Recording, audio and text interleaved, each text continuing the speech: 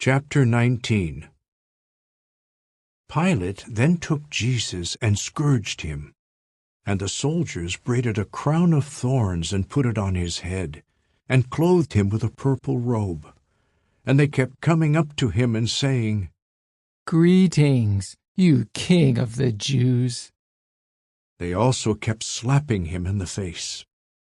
Pilate went outside again and said to them, "See, I bring him outside to you in order for you to know that I find no fault in him." So Jesus came outside, wearing the crown of thorns and the purple robe. And Pilate said to them, "Look, the man." However, when the chief priests and the officers saw him, they shouted, "To the stake with him!" "To the stake with him!" Pilate said to them, "Take him yourselves and execute him, for I do not find any fault in him." The Jews answered him, "We have a law, and according to the law, he ought to die, because he made himself God's son." When Pilate heard what they were saying, he became even more fearful, and he entered the governor's residence again and said to Jesus, "Where are you from?" But Jesus gave him no answer. So Pilate said to him, "Are you refusing to speak to me? Do you not know that I have authority to release you, and I have authority to execute you?" Jesus answered him, "You would have no authority over me at all, unless it had been granted to you from above.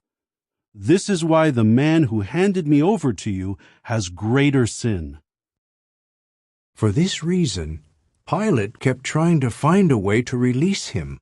But the Jews shouted, "If you release this man, you are not a friend of Caesar. Everyone who makes himself a king speaks against Caesar." Then Pilate, after hearing these words, brought Jesus outside, and he sat down on a judgment seat in a place called the Stone Pavement, but in Hebrew, Gabbatha. Now it was the day of preparation of the Passover. It was about the 6th hour. And he said to the Jews, "See, your king." However, they shouted, "Take him away! Take him away! To the stake with him!" Pilate said to them, "Shall I execute your king?" The chief priests answered, "We have no king but Caesar." Then he handed him over to them to be executed on the stake. So they took charge of Jesus.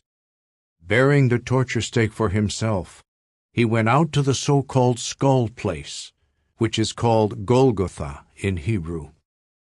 There they nailed him to the stake alongside 2 other men, one on each side, with Jesus in the middle. Pilate also wrote a title and put it on the torture stake. It was written, "Jesus the Nazarene, the King of the Jews." Many of the Jews read this title, because the place where Jesus was nailed to the stake was near the city, and it was written in Hebrew, in Latin, and in Greek. However, the chief priests of the Jews said to Pilate, "Do not write the King of the Jews, but that he said, 'I am King of the Jews.'" Pilate answered, "What I have written, I have written." Now when the soldiers had nailed Jesus to the stake, they took his outer garments and divided them into 4 parts, one for each soldier. And they also took the inner garment. But the inner garment was without a seam, being woven from top to bottom.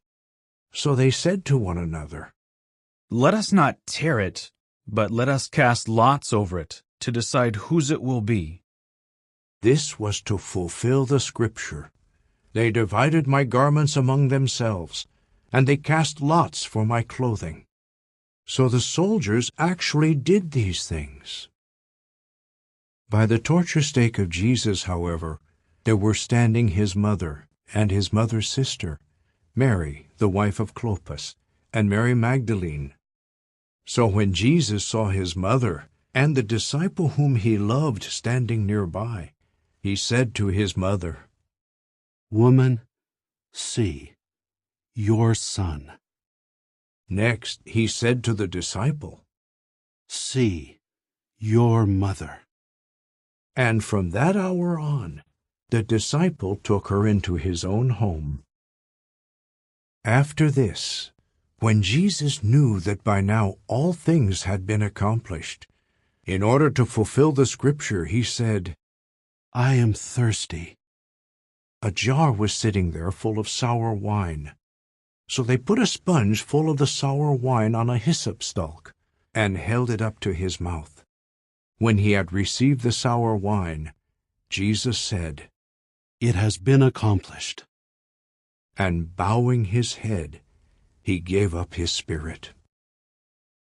Since it was the day of preparation, so that the bodies would not remain on the torture stakes on the Sabbath, for that Sabbath day was a great one, the Jews asked Pilate to have the legs broken and the bodies taken away.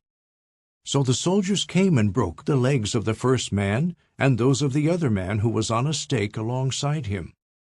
But on coming to Jesus, they saw that he was already dead, so they did not break his legs.